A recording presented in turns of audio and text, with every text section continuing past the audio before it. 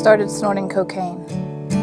It was a life of fun and parties and clubs and out of control.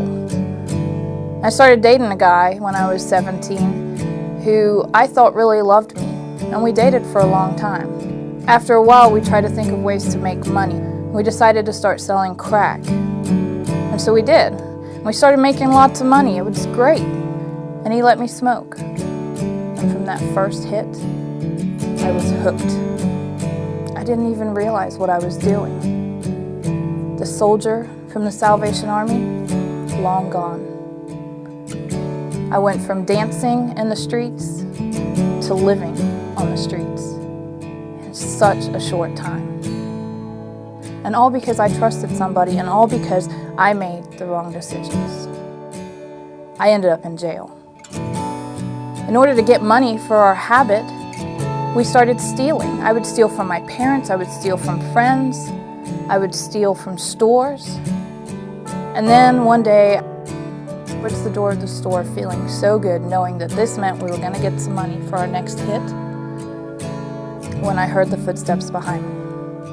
And at that point, I knew I had two choices. I could either run, or I could just surrender.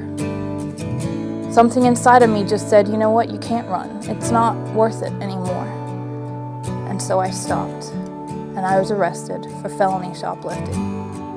And I spent 3.5 weeks in jail. During that time, lots of the Salvation Army friends and family that I had came and visited me. These are people I hadn't seen in a couple years.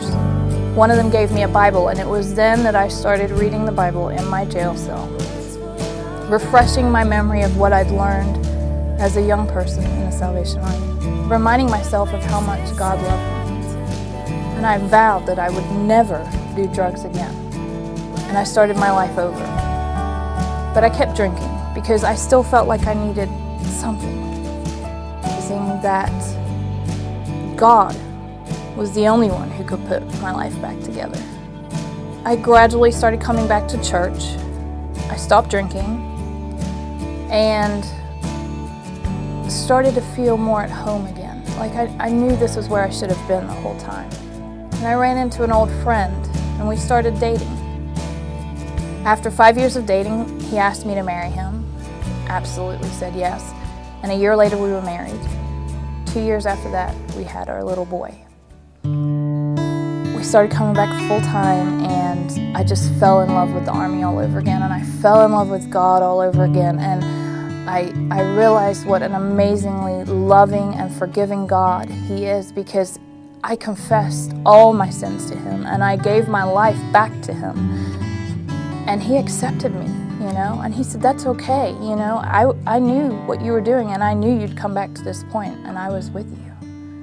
And if I had any chance to do any of it over, I would do it so that I could stay in my church and I could stay with God and keep that relationship with Him, because that is the most important thing of all. And with Him, you can make